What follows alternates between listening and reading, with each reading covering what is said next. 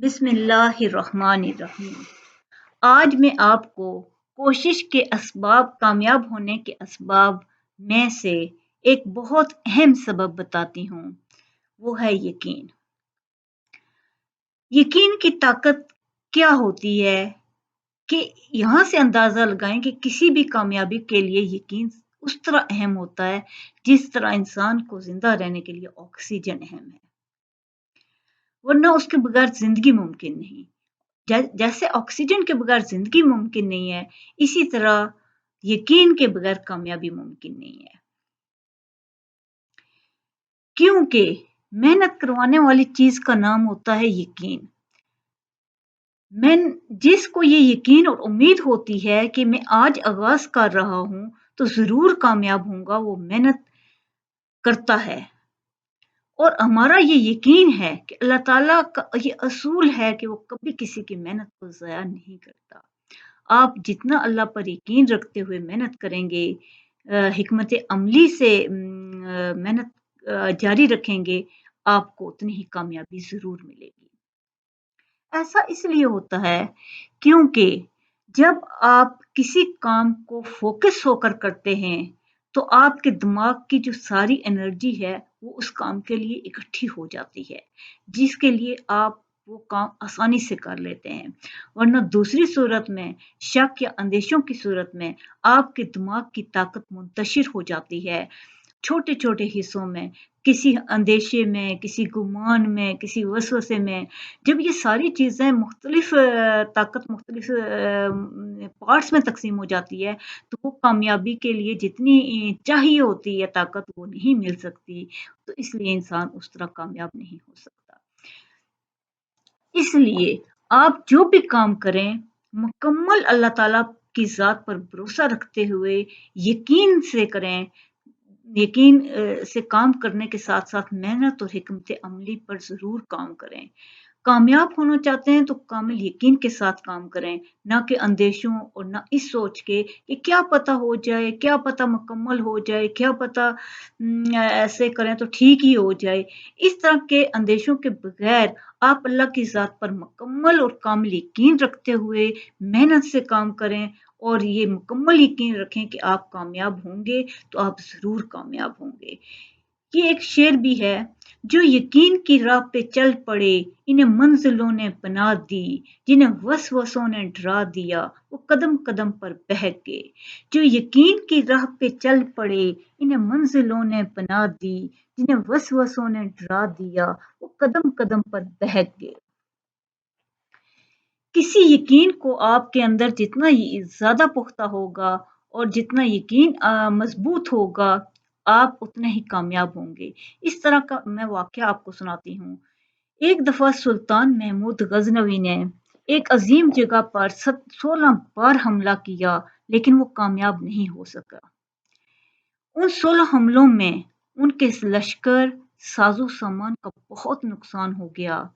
ظاہر ہے جب جنگ ہوتی ہے، جب حملے کیے جاتے ہیں تو نقصانات تو دونوں طرف ہوتے ہیں، دونوں طرف کو برداشت کرنا پڑتا ہے۔ لیکن جب اب انہوں نے ہمت نہیں ہاری، ان کی سب سے بڑی خصوصیت یہ تھی کہ وہ ہمت نہیں ہاری، اور انہوں نے 17ویں بار بھی حملہ کرنے کا سوچا، اور پوری تیاری اور حکمت عملی سے تمام واقعات کو مد نظر رکھتے ہوئے ناکامی کے نئی پلاننگ کی اور حملے کے لیے تیاری کر کے جانے لگے تو کسی نے ان کو مشورہ دیا کہ یہاں کسی بزرگ سے آپ دعا کروا لیجیے۔ وہ جب گئے تو انہوں نے کہا، بزرگ نے کہا کہ اس وقت تو حالات سازگار نہیں آپ کے حق میں نظر آ رہے۔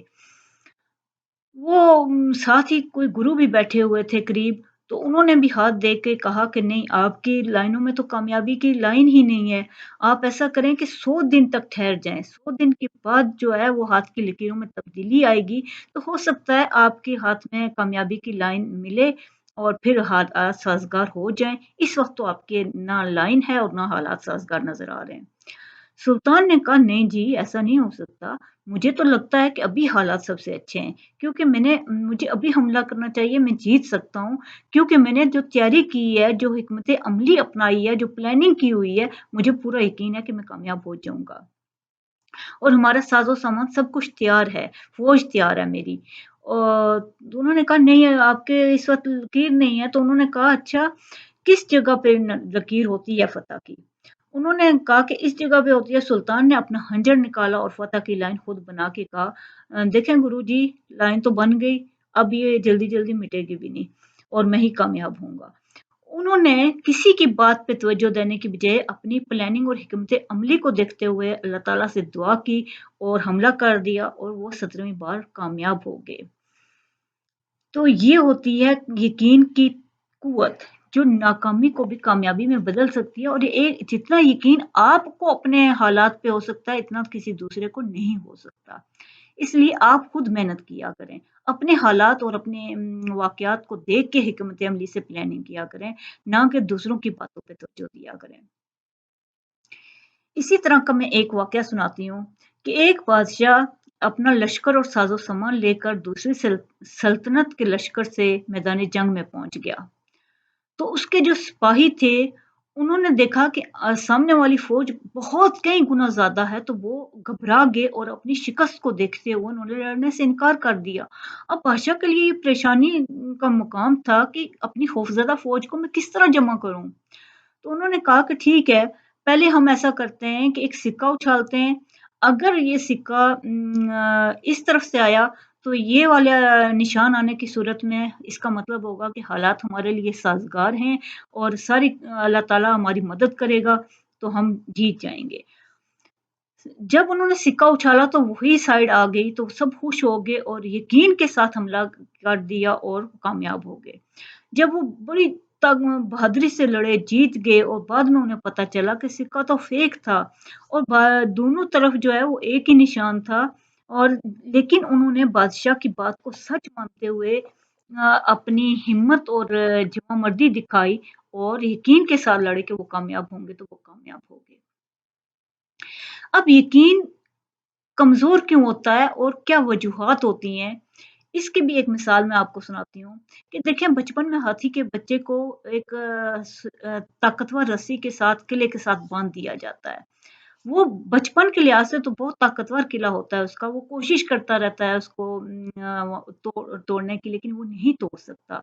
तो फिर क्या होता है कि वक़्त के साथ जब हाथी बड़ा हो जाता है वो अब एक बड़ा हाथी बन चुका होता है, तो वो उसी कमज़ोर-सी रस्सी अब ये रस्सी उसके लिए बहुत कमज़ोर साबित होती है। अगर वो इसको तोड़ना चाहे, एक झटके से तोड़ सकता है, लेकिन हाथी कभी कोशिश नहीं करता, क्योंकि वो जो कोशिश कर के थक चुका होता है और उसने यकीन कर लिया होता है कि ये मैं नहीं तोड़ सकता, तो वो नहीं तोड़ सकता। सारी उम्र वो उसी के साथ बंधा रहता है।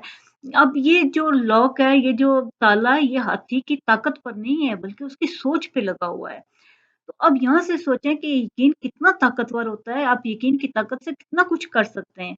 तो दूसरों की बात पे तवज्जो देने और वसवसों में रहने के बजाय आप यकीन से कोई काम किया करें, अल्लाह की ज़ात पे भरोसा रखते हुए, सिर्फ़ काम अच्छा होना चाहिए क्योंकि उसका नतीजा भी आपको अच्छा मिले। बहुत-बहुत शुक्रिया।